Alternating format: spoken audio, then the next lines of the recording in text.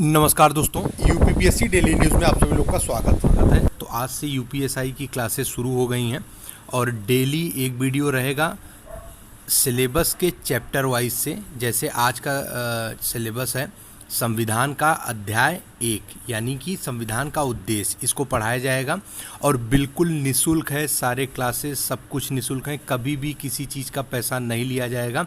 और साथ में जो भी एसआई का पूरा सिलेबस है वो चैनल पे दे दिया गया है और सारे सब सिलेबस को कवर कराया जाएगा स्टेप बाय स्टेप डेली एक वीडियो के माध्यम से।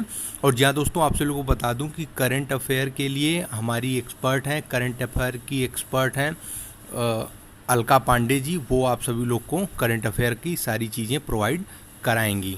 तो जी हाँ दोस्तों, चलिए देखते हैं कि आज की टॉपिक है हमारा संविधान के अध्याय 1 यानी संविधान का उद्देश्य। हम लोग सिलेबस के अनुसार ही चलेंगे पूरा एकदम नियम से। अभी एग्ज़ाम की वैकेंसी आने में समय है और काफ़ी समय है, तो अच्छे से तैयारी आप सभी लोग की हो जाएगी। तो चलिए जीएस के पोर्शन को देखते हैं। जीएस के पोर्शन में संविधान का उद्देश्य।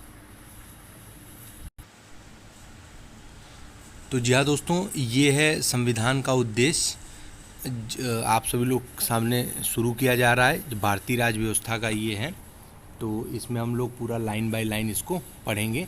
तो चलिए आगे देखते हैं। सबसे पहले हम संविधान की उद्देशिका को पढ़ते हैं, जो हमारे लिए बहुत ही ज़रूरी है और हर भारतवासियों को ये उद्देशिका अपने मुंह पे याद और रटी रहनी चाहिए। इसको हम लोग देखते हैं। देखिए क्या उद्देशिका है।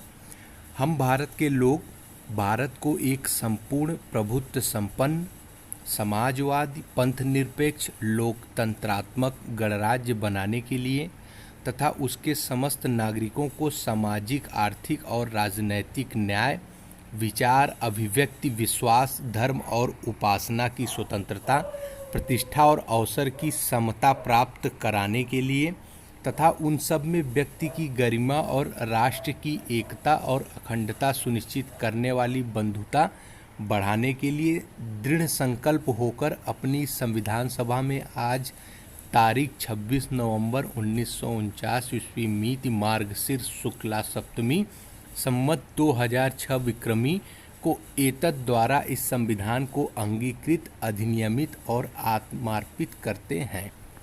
तो ये हमारी संविधान की उद्देशिका हो गई। तो अब हम लोग का पहला टॉपिक है संविधान की उद्देश्य, प्रियम्बल ऑफ कॉन्स्टिट्यूशन। तो आइए देख लेते हैं पूरा लाइन बाय लाइन। छोटे से वीडियो में इसको पूरा हो जाएगा, फिर नेक्स्ट टॉपिक आपको कल ये वीडियो दिया जाएगा।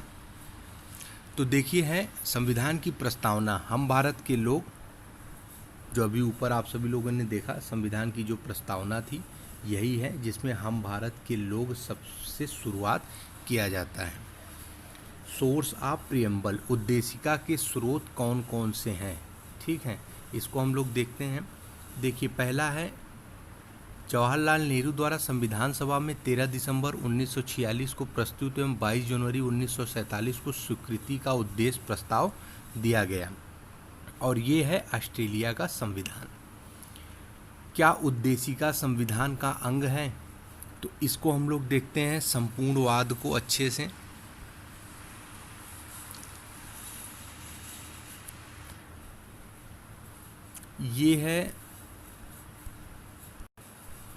ये वाद है असम राज्य सरकार बनाम वेरुवारी केस 1960 के अनुसार उद्देशिका संविधान का अंग नहीं है, परंतु संविधान की भाषा समझने के लिए उद्देशिका का सहारा लिया जा सकता है।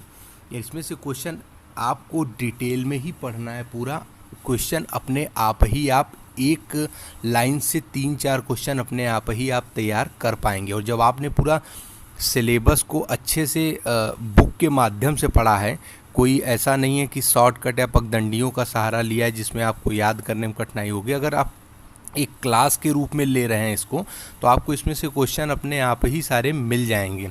और रही बात प्रैक्टिस सेट्स, भी आपको बराबर से ये पूरा संविधान ख़त्म होने के बाद एक प्रैक्टिस सेट भी प्रोवाइड कराया जाएगा इंपॉर्टेंट क्वेश्चन का, इसी टॉपिक से रिलेटेड ही। तो दूसरा है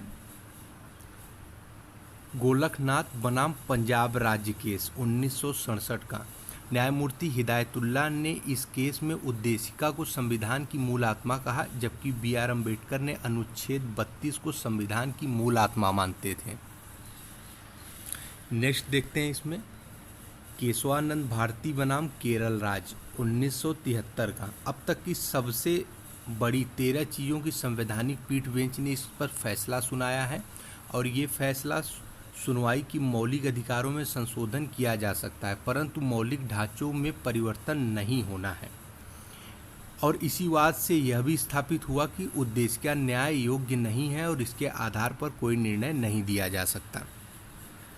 परीक्षा की दृष्टि से महत्वपूर्ण क्वेश्चन कौन कौन से बनते हैं, ये देखिए। क्या उद्देशिका में संशोधन हो सकता है? जी हाँ, उद्देशिका में संशोधन हो सकता है। आइए जानते हैं।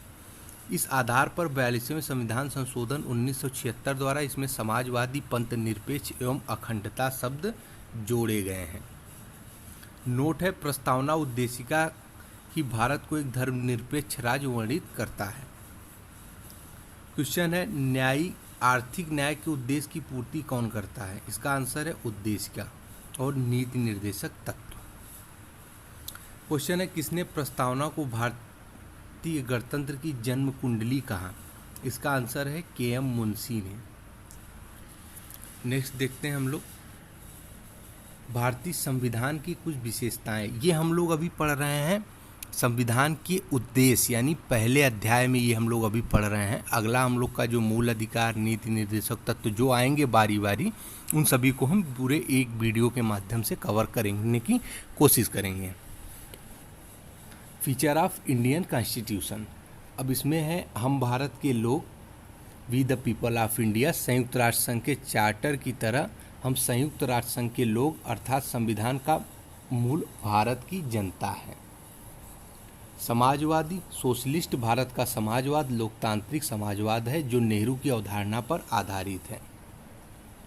समाजवादी व्यवस्था, सोशलिस्ट सिस्टम क्या है? उत्पादन के प्रमुख साधनों पर सरकारी नियंत्रण होता है, ये कम या ज़्यादा भी हो सकता है। साम्यवादी समाजवाद, कम्युनिस्ट सोशलिज्म, राज्य का नियंत्रण अधिक कठोर होता है। लोकतांत्रिक समाजवाद, डेमोक्रेटिक सोशलिज्म, नियंत्रण इसका कम होता है। भारत ने बीच का रास्ता अपनाकर मिश्रित व्यवस्था में जन्म लिया है। संविधान के विभिन्न उपबंधों यथा आर्थिक न्याय भाग 4 अनुच्छेद 39, 39B और 396 के तहत समाजवाद दृष्टिकोण प्रदर्शित होता है। नोट में है 39B और 39C संसाधनों का सकेंद्र ना हो। अब डेमोक्रेसी में हम लोग देखते हैं, भारत में जनता द्वारा निर्वाचित प्रतिनिधियों के माध्यम से शासन होता है। इसे अप्रत्यक्ष लोकतांत्रिक प्रणाली या प्रतिनिधि प्रणाली कहा जाता है।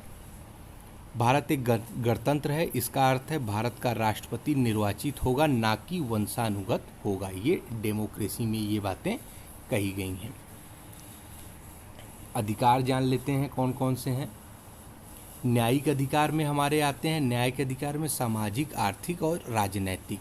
स्वतंत्रता के अधिकार में विचार, अभिव्यक्ति, विश्वास, धर्म और उपासना। समानता के में अधिकार हम लोग का आता है प्रतिष्ठा एवं अवसर की समानता। नेक्स्ट देखते हैं संविधान की प्रस्तावना। संविधान की प्रस्तावना fundamental right, directive principle of state, fundamental duties में निहित है। अतः प्रस्तावना संविधान के स्पष्ट प्रावधानों को रद्द नहीं कर सकती, ना ही कोर्ट द्वारा प्रवर्तित कराई जा सकेगी। मूल ढांचे को छोड़कर संशोधन हो सकता है। महत्वपूर्ण बिंदु, भारत के मूल संविधान में कुल 395 आर्टिकल हैं, 8 अनुसूचियां व 22 भाग थे, परंतु वर्तमान में 450 अनुच्छेद हैं। लेकिन संविधान के भागों और अनुच्छेदों में संशोधन मूल संख्याओं में कोई परिवर्तन ना करते हुए किया गया है, इसलिए आज भी अंतिम अनुच्छेद 395 व 22 भाग हैं और 12 अनुसूचियां हैं। सर आइवर जेनिस हैं जिन्होंने कहा है विश्व का सबसे बड़ा और विस्तृत संविधान लिखित है, परंतु इसमें परंपराओं एवं प्रथाओं का भी स्थान है। 2 प्रकार की शासन प्रणाली पाई जाती है, अध्यक्षात्मक, राष्ट्रपति प्रमुख होता है USA जैसा, उसका चुनाव सीधे जनता द्वारा किया जाएगा।